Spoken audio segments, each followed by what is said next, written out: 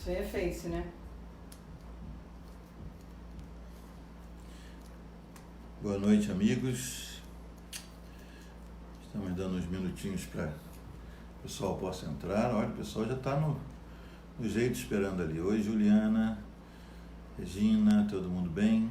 Boa noite, amigos. Estamos dando uns minutinhos aqui. Não, um minutinho não, na realidade um minutinho, né? Para que os colegas possam entrar. E espero que vocês tenham lido hoje o capítulo 6. A gente está exatamente no meio do livro de Esther, Adriana, Aline.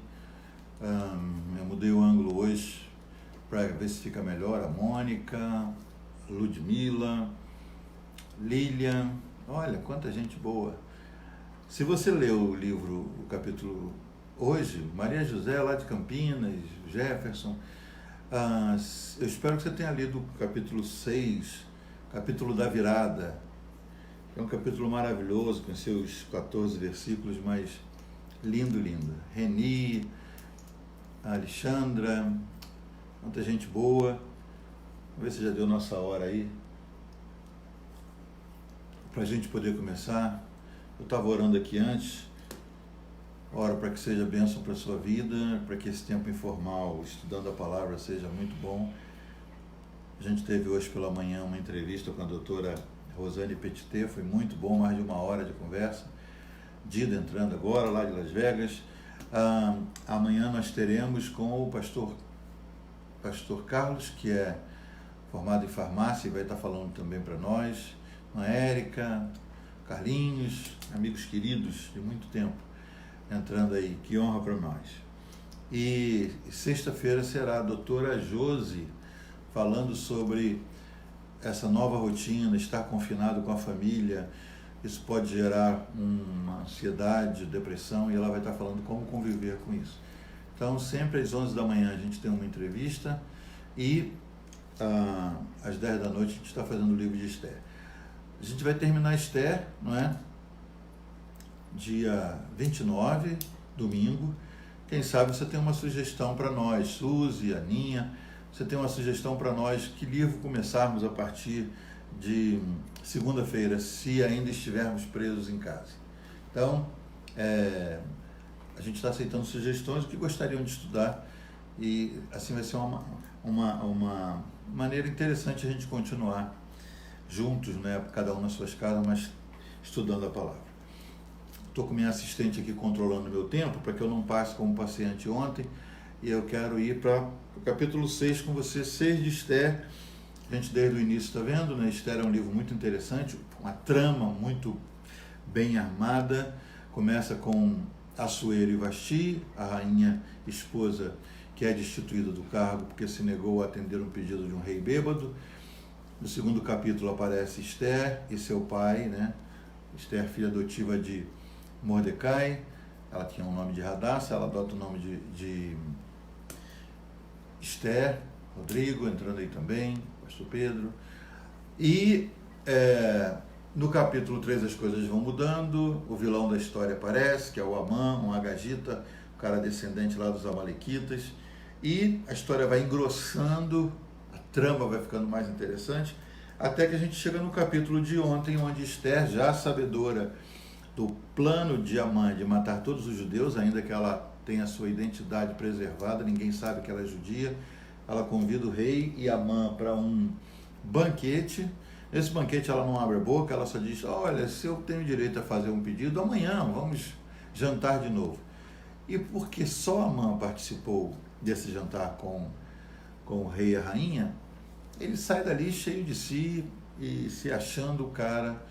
No caminho ele esbarra com Mardoqueu, que não se abaixa diante dele, por conta disso ele fica irado, vai para casa, faz mais um jantarzinho lá, uma conversa com a família e os seus amigos, e ele diz: não fica triste por isso não, cara, amanhã cedo você vai lá e fala com o rei, que já é tão teu amigo, quem sabe até a rainha ajuda nisso também, né? Vai lá e pede para enforcar o Mardoqueu, e o rei não vai te negar esse pedido. Constrói lá uma forca, ele já libera a ordem para uma forca de cerca de 20 metros ser levantada, e ele pretende enforcar Mardoqueu ali. Aí o texto termina dizendo isso. A sugestão da mulher dele foi bem aceita por ele, que mandou levantar a forca, e ela diz assim, faça-se uma forca e pela manhã diz ao rei que enforque nela Mardoqueu. Então você vai alegre para o banquete com o rei e a rainha. E ele aceita isso. Então ele não fica mais chateadinho, tristinho, ele dorme tranquilo, e enquanto ele dorme tranquilo, quem não dorme tranquilo é o rei. Capítulo 6, verso 1 diz, naquela noite o rei não pôde dormir. Então mandou trazer o livro dos feitos memoráveis. Não sei como diz na sua versão, mas essa aqui é muito interessante. Mandou trazer o livro dos feitos memoráveis e nele se leu diante do rei. Cena comum, você perde o sono, procura um livro, liga a televisão. O rei perde o sono, só que era algo divino. Enquanto a gente dorme, Deus não dorme, gente. Coisas acontecem. E aí esse rei pagão, esse rei movido a vinho, esse rei vai dormir e não consegue dormir. Amã está dormindo pensando já na forca que vai ser usada no dia seguinte para acabar com Mardoqueu. E pensando no novo banquete que ele vai ter com o rei e com a rainha. Esse rei vai dormir e não consegue. E aí ele diz, eu quero, como ele era rei, né? Ele nem quer ler. Lê alguma coisa para mim. Lê aí o livro dos feitos memoráveis, que eram as crônicas, os registros das coisas que aconteciam na vida do reino. E aí, pobre coitado lá que tem que ler isso, o dia amanhecendo, sei lá quanto tempo eles ficaram lendo durante a madrugada, mas o sujeito abre para ler, Deus orientando, olha esse Deus maravilhoso. Faz o cara ler essa porção. Achou-se escrito que Mordecai é quem havia denunciado a Bigtã e a Teres, os dois eunucos do rei, guardas da porta, que tinham procurado matar o rei Assuero. Eu não sei se você se lembra disso, lá no capítulo 2, Mordecai descobre uma conspiração. A Esther tinha acabado de ser levantada como rainha. Passou no concurso e agora tem um banquete, o rei dá um banquete para todo mundo comemorando a nova rainha. E logo depois disso, por estar à porta, o Mordecai ouve uma conspiração de dois guardas, ele fala com a filha adotiva, com Esther, Esther fala com o rei manda investigar, descobre que é verdade, manda matar esses dois caras. E isso é registrado. Agora, anos depois, tempos depois, eu creio, muito tempo depois, esse rei perde o sono, e aí o que acontece? Lê para mim aí alguma coisa, lê o livro dos feitos memoráveis. Então, achou-se escrito que Mordecai havia denunciado, e que o rei realmente deu fim nos caras. E aí o rei pergunta, versículo 3, que honras e distinções se deram a Mordecai por isso? Em outras palavras, ele está achando, a gente não recompensou, esse cara salvou minha vida, ficou por isso mesmo?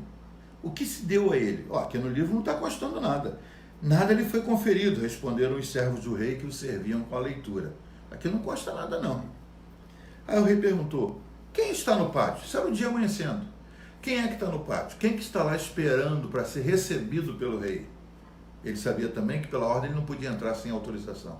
Cedinho já estava lá o famoso Amã, o vilão da história, pronto para pedir ao rei autorização para enforcar Mordecai. Já vinha ele pronto.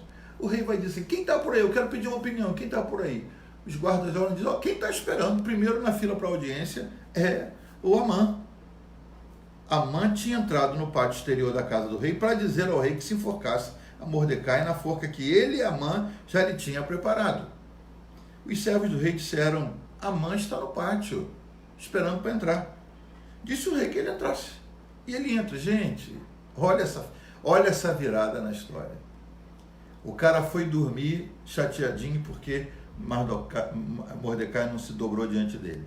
Aí a mulher e os amigos aconselham, constrói uma forca para falar com o rei, acaba com isso, e você amanhã janta feliz de noite. Ele vem de manhã, só que ele não sabe que o rei dormiu mal. Meus queridos, enquanto nós dormimos, Deus pode estar acordando alguém para lembrar a essa pessoa o nosso nome, para lembrar alguma coisa que nós fizemos e nem já lembramos mais. Deus faz isso. Deus age no turno da noite. Então, esse rei que não dormiu direito está querendo um palpite. E aí, quem está aí? Quem está aí? O primeiro da fila é Amã. Manda Amã entrar, Amã é meu amigo. E aí o rei simplesmente diz para Amã assim, o rei lhe disse, que se fará ao homem a quem o rei deseja honrar? O rei não põe nomes na pergunta. Diz, Amã, me diz aí, eu quero honrar uma pessoa, quero muito. O que você faria para honrar uma pessoa se você fosse o rei? E Amã, o que ele pensa? Sou eu, cara. Saí daqui ontem à noite, estou voltando hoje para outro banquete com o rei e a rainha. O rei está querendo me homenagear. Então o rei diz para ele, o que eu vou fazer com a pessoa a quem eu quero honrar? Então Amã pensou, de quem se agradaria o rei mais do que de mim para honrá-lo? Ô, cabecinha curta. Amã achava que só tinha ele no mundo, que ele era o único que o rei poderia querer honrar. Então, ele vai e diz para o rei, na resposta imediata que ele pensou, quanto ao homem a quem agrada ao rei honrá-lo, o homem a quem o rei quer honrar, que se tragam as vestes reais. E aí ele viaja. Ele diz, olha, rei, na minha opinião, que se tragam as vestes que o rei usa, aquelas vestes que todo mundo sabe. Imagina uma veste pomposa, não é, decorada, que se vistam com as vestes reais que o rei costuma usar, que pega o cavalo em que o rei costuma andar montado e tenha na cabeça a coroa real. Na realidade, isso no original não fala da coroa, fala do brasão real. Do tipo assim, quem olhar diz, esse cara é assim com o imperador. Então ele diz isso. E que se entreguem as vestes e o cavalo às mãos dos mais nobres príncipes do rei. Ele estava pensando que aqueles que trabalham abaixo dele, seus subalternos, que também eram príncipes, é que iam fazer isso. Que se entregue as vestes e o cavalo nas mãos dos mais nobres príncipes e que vistam delas aquele homem a quem o rei deseja honrar. Levem-no a cavalo pela praça da cidade e diante dele apregoem. Assim se faz ao homem a quem o rei deseja honrar. E o rei gosta da ideia. Então o rei disse a Amã, é contigo mesmo. Apressa-te, depressa. Toma as vestes do cavalo, meu cavalo, minhas vestes aí. Deve ter apontado para o guarda-roupa dele para que um assessor lá desse uma roupa. Toma as vestes do cavalo, como você mesmo disse, e faz assim com o judeu Mordecai. Aqui a nacionalidade de Mordecai já era conhecida. Ele diz, faz assim com o judeu Mordecai, que está sentado à porta do rei. O rei sabia que Mordecai não saía de lá. E não omitas coisa nenhuma de tudo quanto você disse. Agora o rei fala, vai lá e faz com Mordecai, que é ele que eu quero honrar, e como você é um dos maiores príncipes, você faz isso, e não corta nada do que você falou. A sua ideia é maravilhosa. Vai lá e faz isso. O rei não está sabendo daquela intriga entre Mordecai e Amã. Então o rei diz, vai lá e faz isso. Aí Amã toma as vestes, versículo 11, e o cavalo, e veste a Mordecai. Mordecai não está entendendo nada, irmão. Mas ele, como um príncipe, diz, deixa eu te botar essa roupa. E bota a roupa, e leva o cavalo, e põe Mordecai em cima, pela praça da cidade. E ele é o cara que vai gritando na frente como um carro de som. Ele vai gritando na frente. Assim se faz ao homem a quem o rei deseja honrar. Irmãos, eu queria estar lá para dar uma risada. Porque esse cara deve estar falando isso com muita raiva. Mas ele não podia demonstrar. Ele tinha que andar pela cidade puxando um cavalo. E em cima o cara que ele queria morrer, que ele queria matar, que tinha uma forca preparada. Ele tem que fazer isso e andar pela praça da cidade dizendo, assim se faz aquela pessoa a quem o rei quer honrar. E ele faz isso, sai por ali, morto de raiva. Depois disso, diz o texto, Mordecai voltou para a porta do rei, voltou para o lugarzinho dele. Porém, Amã se retirou correndo para casa, angustiado, de cabeça coberta, com vergonha. Olha a vergonha que eu passei, eu quero morrer de raiva, olha o que eu tive que fazer. Aí ele chega em casa, tem outra reuniãozinha com o clube do mal. A mulher dele, os amigos dele, reúne esse pessoal todo, estava sempre disponível. O pessoal nunca estava ocupado. Ele reúne, conta para a mulher e para os filhos, versículo 13, tudo quanto tinha sucedido. Então os seus sábios, Zizé e sua mulher, lhe disseram, olha só, se Mordecai, perante o qual você já começou a cair, é da descendência dos judeus, não prevalecerás contra ele, antes certamente cairás diante dele. Essa mulher era uma profetisa e não sabia.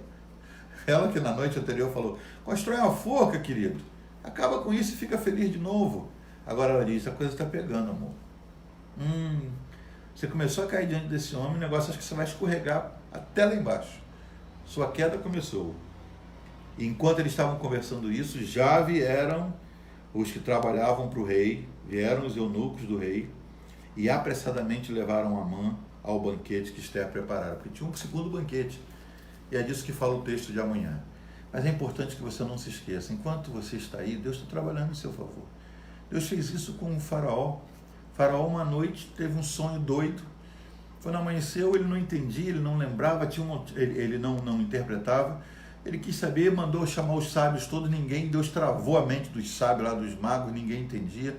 E aí foi que o copeiro falou, eu me lembro, tem um cara lá na prisão onde eu estava também, ele interpretou meus sonhos e aconteceu. E aí Deus faz com que José seja lembrado, 2 anos depois. Mesma coisa com Davi andando pelo palácio, Senhor, de onde ele tirou aquilo? Ele começa a pensar, tem alguém aqui onde eu devo benevolência? E ele se informa como que há uma dívida dentro dele, que ele tem que pagar, eu devo gratidão a alguém, até que descobre Mefibosete, e ele ajuda esse homem. Hoje, você que se acha esquecido na sua clausura, no seu refúgio aí, já fiz para fulano, para ninguém se lembra. Deus se lembra, está registrado, e na hora certa ele vai acordar o rei, tirar o sono dos poderosos, daquele patrão, daquela pessoa, e você vai notar que Deus se lembra de você e ele sabe como recompensar, tá bom? Deus te abençoe, muito obrigado pela companhia, Luana, Adriana e tantos outros que apareceram por aí. Amanhã a gente volta a falar. Beijo para todo mundo.